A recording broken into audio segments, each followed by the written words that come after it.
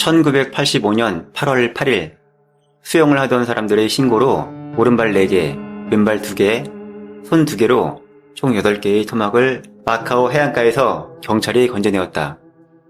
그 이후로도 토막 3개가 더 발견되었다. 처음에는 밀항을 시도하다가 상어에게 잡혀먹힌 사람의 시체로 생각했으나 절단면이 칼로 자른 듯이 매끈하고 지문이 고의적으로 훼손된 듯 보인다는 점에서 살인사건으로 판단하고 수사에 착수했다.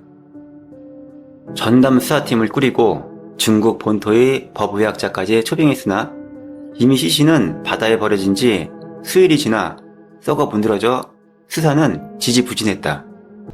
토막 사체 조각들이 발견되기 4일 전인 1985년 4월 4일 밤 황지형은 식당 셔터를 막 내린 정린을 찾아가 당장 3만 파타카, 원화로 490만 원을 내놓으라고 몰아붙였다. 하지만 정린은 돈도 식당의 경영권도 일체 내놓지 않겠다고 거절하며 야 이 새끼야 증거 있어? 차용증도 없는 게 어디서 개소리야? 라며 되받아쳤다. 그러자 황지형은 옆에 있던 맥주병을 깨트려 만든 흉기로 정씨 일가를 협박하며 마침 가까이에 있던 정씨의 아들을 인질로 잡으며 야 이 씨발놈아 당장 집에 가서 니네 어머니랑 누나 데리고 와. 그러지 않으면 이 새끼들 싹 다 곤죽을 만들어 버릴 테니까 라고 협박하였다. 황지형은 정린 일가에게 서로를 묻고 재갈을 물리도록 지시했다. 그런데 순간 아내 천씨가 비명을 질러대며 아들을 데리고 도망치려고 하는 바람에 황지형이 천씨의 목을 깨져 날카로운 흉기로 변해있는 맥주병으로 찔러 살해했다. 이후 황지형은 정린과 정린의 아들, 딸, 4 식구를 몰살시켰고 식당에 찾아온 정린과 아내 천씨의 친척들까지 모조리 죽여버렸다. 황지형은 시체를 8시간에 걸쳐 토막내고 업소용 쓰레기를 담는 두꺼운 검정 비닐봉지에 겹겹이 넣어 따로따로 하나씩 쓰레기통에 유기했다. 쓰레기차가 쓰레기를 실어 나가면서 일단 증거인멸에도 성공한 듯 보였다.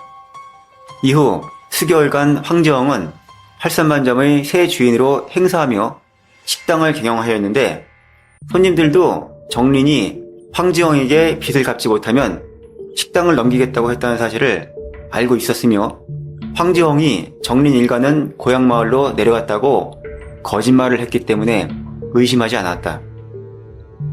황지형은 이후 정린의 원래 집을 세를 놓아 집세도 받기 시작했다.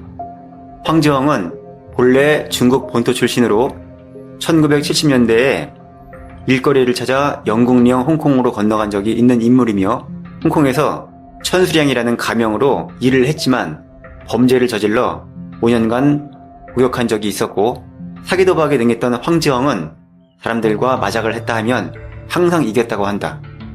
개 중에는 황지형에게 빚까지 진 리워라는 사람도 있었는데 황지형은 이 사람과 싸우다가 분노가 극에 달해 리워, 처형까지 3명을 묶은 후 리워를 죽이고 LPG통에 불을 질러 방화를 저질렀다.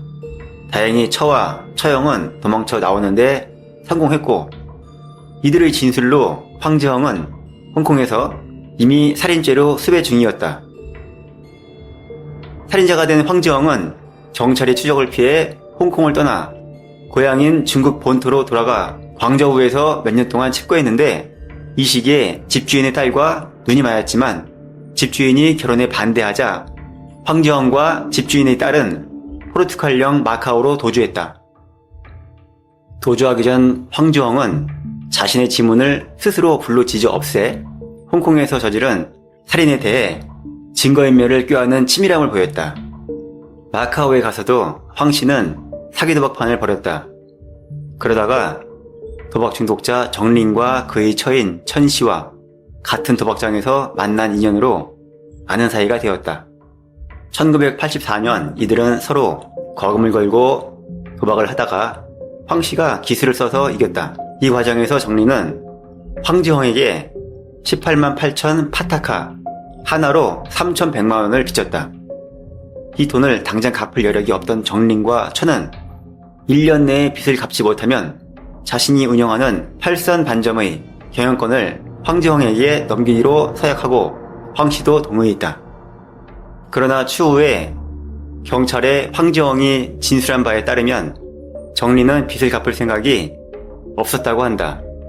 그 뒤로도 1년간 황지영과 여러 번 도박을 했지만 매번 지는 바람에 빚이 60만 파타카, 하나로 9,900만 원까지 늘어났다고 하며 이것이 일가족 몰살극의 서곡을 올리게 된 것이었다. 지지부진하던 수사는 1986년 4월 정린의 동생이 경찰에게 편지 한 통을 보낸 후 탄력이 붙는다. 편지 내용은 자신의 형 내외가 실종되었고 식당은 황지영이라는 요리사가 차지하였다는 것이었고 1985년에 발견된 시신 토막과 어떠한 연관점이 있을지도 몰라 걱정된다는 것이었다. 경찰 수사 결과 실제로 1985년에 건져냈던 토막들 중 여성의 잘린 손의 지문과 팔선반점에서 실종된 여성의 지문이 흡사함을 인지하고는 집중적으로 사건을 파헤치기 시작했다. 팔선반점에서 실종된 사람은 총 10명으로 정린, 천, 딸 4명과 아들 1명, 천의 어머니와 이모, 정린의 사촌형이었다. 경찰의 수사가 좁혀오자 황지영은 1986년 9월 28일 오후 음식점의 문을 평소보다 일찍 닫고 중국 본토로 도주를 시도했으나 도주 직전 경찰에 검거되었다. 10월 2일 황지영은 기소되어 미결수 신분으로 교도소에 들어갔다. 수감 이틀째인 3일 그는 재소자들에게 집단으로 구타를 당해 병원으로 이송되었고 입원 기간을 연장해달라고 요구했으나 4일 새벽 치료가 끝나자마자 교도소에 다시 수감되었다. 그러자 황지영은 10월 4일 오전 교도소 내의 금속재 쓰레기통의 테두리를 날카롭게 갈아 왼쪽 손목의 동맥을 끊는 방식으로 자살을 기도했으나 다른 수감자가 발견해 신고하여 병원으로 이송되어 5시간 동안 수술을 받았다. 이후 12월 황지영은 마지막으로 아내와 장남을 접견하고는 12월 4일 새벽 기존에 배려한 왼쪽 손목의 동맥을 음료수 캔의 뚜껑으로 후려파 자살했다. 아침 8시 이불 수겹을 위아래로 덮고 숨져있는 황지영을 간수가 발견했는데 시신 주변에서는 천신약과 포르노 잡지 여러 권 그리고 유서가 나왔다. 황지영 유서에 법망을 피하려 한 것이 아니다. 천식이 괴로워 빨리 편해지고 싶었을 뿐이다. 라는 말을 남겼다. 사건 종결 후 1989년 2월 20일 마카오 타이파 섬의 한 청소부가 쓰레기 더미와 섞여있는 오래된 사람 해골들을 다량 발견했다. 경찰은 수사한 뒤 팔선반점 사건 피해자들의 남은 유해라고 결론 지었다. 그 후로 더 이상 해골들은 발견되지 않았다. 요리사라는 범인의 직업과 불분명한 시신 행방 때문에 인육 요리를 팔았다는 도시 전설이 돌았던 사건이다. 해당 식당에서 만두를 주로 팔았던 탓에 도시 전설이 돌 당시 만두 판매량이 급감하기까지 했다.